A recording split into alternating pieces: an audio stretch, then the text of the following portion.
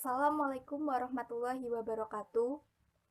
Perkenalkan, nama saya Rifda Nurmaziah. Saya semester 4, kuliah di IAIN Surakarta.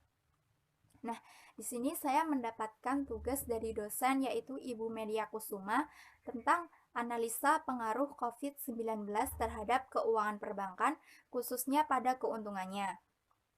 Nah, di sini saya akan menjelaskan apa yang saya ketahui tentang pengaruh COVID-19 terhadap keuangan perbankan. Nah, eh, penyebaran COVID-19 ini sangat berdampak negatif pada kegiatan usaha perbankan di berbagai negara, termasuk Indonesia. Akan tetapi, di beberapa negara masih ada yang mampu bertahan adanya kegiatan usaha perbankan ini walaupun ada wabah COVID-19. Wabah COVID-19 ini sangat mempengaruhi sektor perekonomian dan dapat mendorong pergerakan yang sangat signifikan terhadap pasar keuangan. Masalah yang paling umum yang dihadapi oleh sektor perbankan yaitu masalah kredit. Kredit adalah tulang punggung kelangsungan hidup bank dan berpotensi melambat pada laju perekonomian saat ini. Hal ini dapat menyebabkan keburukan pada sektor perekonomian karena adanya wabah COVID-19 ini. Perlambatan ekonomi global sejak tahun 2019 yang ditandai dengan penurunan harga komoditas seperti batu bara dan kelapa sawit ini juga turut mempengaruhi permintaan kredit di perbankan. Permasalahan ini diprediksi dapat berkelanjutan pada tahun ini atau tahun 2020 karena adanya wabah penyakit COVID-19 ini. Adapun pengaruh COVID-19 terhadap keuangan perbankan, yaitu yang pertama tentang kredit bank. Kredit bank ini yang sangat mempengaruhi pendapatan bank, di mana bank memperoleh pendapatan dari transaksi kredit. Akan tetapi setelah timbul wabah COVID-19 ini, orang sangat minim untuk melakukan kredit di suatu perbankan, sehingga pendapatan bank-bank maupun sektor perbankan, semua sektor perbankan itu menurun. Dan yang kedua yaitu otomatis dengan adanya wabah COVID-19 ini daya beli konsumen semakin berkurang.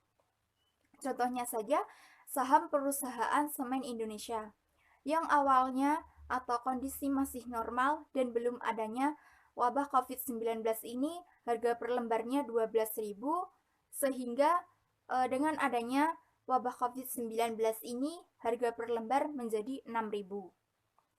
Dan yang kedua yaitu tentang yang ketiga yaitu tentang kurs rupiah. Khususnya untuk investor, tentunya investor tidak mau akan adanya kondisi yang seperti ini. Sehingga akibatnya sejak tanggal 22 Januari kemarin rupiah pun melemah dan bahkan itu sempat menjadi 16.600 per dolar. Nah, selain itu, permasalahan di beberapa negara juga sangat banyak sekali. Nah, di sini saya pernah baca berita, yaitu di permasalahan di sektor perbankan di Amerika Serikat. Nah, sebenarnya semua negara pada sektor perbankan itu hampir sama masalah apa yang dihadapi dalam keuangan perbankan itu, yaitu masalah dari sisi kredit.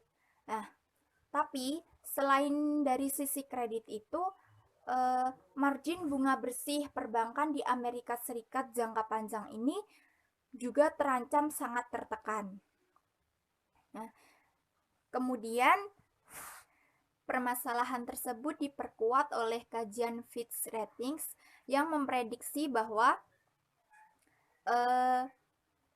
tingkat suku bunga yang jangka panjang itu lebih rendah dan potensi penurunan suku bunga itu sebagai tanggapan terhadap meningkatnya kekhawatiran perlambatan ekonomi akibat COVID-19 ini. Karena COVID-19 ini dapat menantang profitabilitas di bank-bank Amerika Serikat di tahun ini, yaitu tahun 2020 dan seterusnya. Bahkan pihak lembaga pemeringkat bank itu menuliskan bahwa gangguan parah yang berkepanjangan ini dapat berdampak negatif dan sangat mempengaruhi pada tingkat pendapatan bank, tingkat modal, bahkan sampai ke peringkat bank. Sekian yang dapat saya sampaikan, kurang lebihnya mohon maaf. Semoga dapat bermanfaat bagi kalian. Wassalamualaikum warahmatullahi wabarakatuh.